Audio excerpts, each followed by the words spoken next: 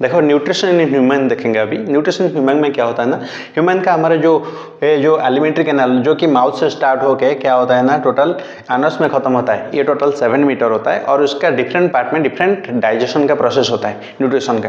तो ये सब देखेंगे हम। देखो पहले क्या है, माउथ। माउथ में क्या होता है ना, माउथ जो है हमारा डाइजेशन इन माउथ। माउथ में क्या होता है ना, हमारा जो फूड जो पहले तो ग्राइंड होता है, मतलब टीथ उसे ग्राइंड कर लेता है, छोटा छोटा टुकड़ा कर देता है इजीली डाइजेशन होने के लिए, उसे मैकेनिकल डाइजेशन बोलते हैं। और सालाइवा फूड से पूरा अच्छे तरह से मिलके उसे एक मतलब एक सेमी सॉलिड सब्सटेंस मतलब बना देता है, जैसे कि उसे बागस में वो अच्छे तरह से जा पाए।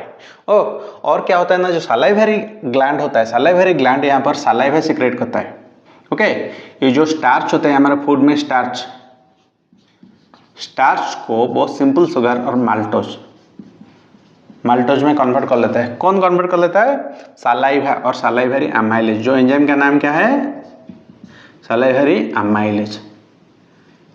ओके, सालाइवरी अमाइलेज, इस यही काम है। उसके बाद ओइसोफेगस में कोई भी डाइजेशन नहीं होता है, फूड को जस्ट पास करता है, जो प्रोसेस में पास करता है उसे बोलते हैं peristalsis movement. Okay, peristalsis movement.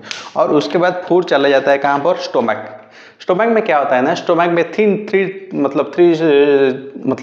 Thing secret होते हैं। एक होता है हाइड्रोक्लोरिक एसिड, एक होता है क्या, एक होता है हमारा म्यूकस और एक होता है पेप्सिन। हाइड्रोक्लोरिक एसिड क्या कर लेता है, फूड में जो अगर कोई माइक्रो ऑर्गेनिज्म हो गया, बैक्टीरिया फैक्टर, उसको किल कर लेता है और उसके बाद फूड को थोड़ा एसिडिक कर लेता है, जैसे कि पेप्सिन ठीक से काम कर पाए। पेप्सिन का फंक्शन क्या होता है ना, पेप्सिन प्रोटीन जो होता है फूड में,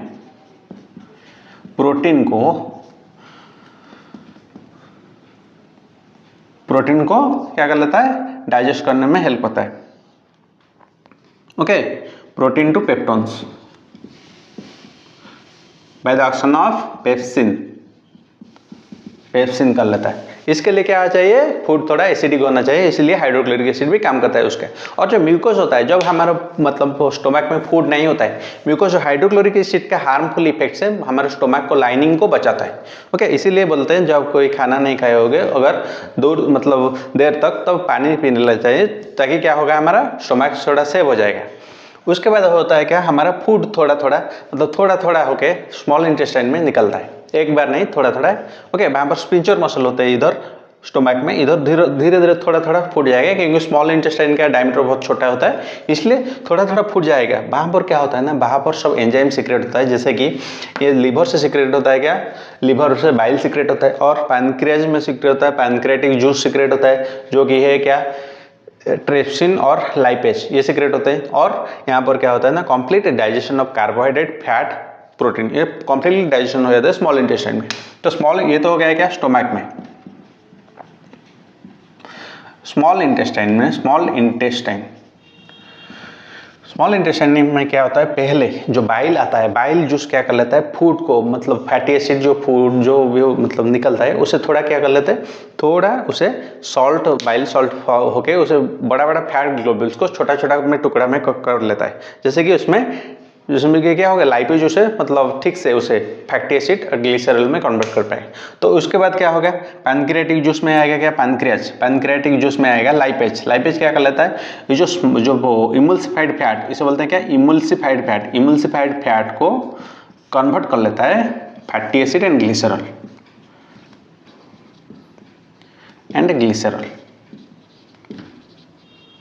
और ये कौन करता है, लाइपेज करता है। और उसके बाद क्या होता है, जो होता है हमारा ट्रिप्सिन क्या करता है ना, जो बचे हुए पेप्टोन्स और प्रोटीन हो गए, okay,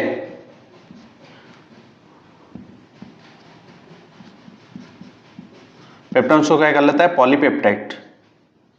polypeptides and amino acid, ये सब काम करता है क्या, कौन करता है, ट्राइप्सिन, ये। ओके, इसके बाद जो हमारा जो होता है ना, जो हमारा इंटेस्टाइनल जो सीक्रेट होता है स्मॉल इंटेस्टाइन में, वो सब क्या कर लेता है ना, कार्बोहाइड्रेट फाइनली क्या हो जाता है, ग्लूकोज जो होता है ना, कार्बोहाइड्रेट वो हो जाता है ग्लूकोज में।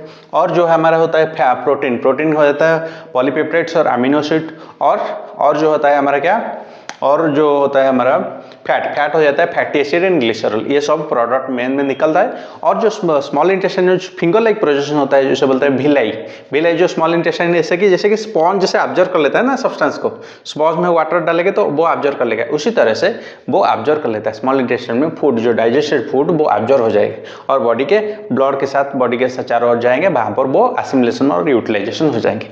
और जो वेस्ट मटेरियल जो कि डाइजेशन नहीं हो पाएगा वो कहाँ पर आ जाएगा, वो आ जाएगा हमारा यहाँ से लार्ज इंटेस्टाइन में आ जाएगा। ओके, लार्ज इंटेस्टाइन में ये जाते जाते यहाँ पर जो हमारा वाटर, जितना वाटर ज़्यादा, बहुत सारे जो वाटर यहाँ पर ऑब्जर्व हो जाएंगे बॉडी से, क्योंकि वाटर बॉडी के लिए चाहिए, इसलिए ये ऑब्जर्व होके चले जाएंगे और ये एनस से हमारा वेस्ट मटेरियल जो कि हमारा अनडाइजेस्टेड फूड हो गया है, ओके, वो मतलब कुछ बैक्टीरिया होते हैं हमारे यहाँ पर लार्ज इंटेस्टाइन में जो उसे फेसेस में कन्वर्ट कर लेते हैं, ओके, वो हमारे बॉडी से निकल आएंगे थ्रू एनस। ये है टोटल प्रोसेस ऑफ डाइजेशन हमारा। तो इसी तरह से ये सब अगर तुम ऐसे लिखोगे, digestion in mouth, digestion in oesophagus, stomach, small intestine, large intestine, ऐसे स्टेप बाय स्टेप करोगे तो इजी में याद रह जाएगा। ओके, तो इसी तरह से ये हमारा चैप्टर हो गया, और एक चैप्टर देखेंगे और एक पार्ट देखेंगे हम नेक्स्ट वीडियो में। तो अगर वीडियो अच्छा लगा तो लाइक करना है, शेयर करना है।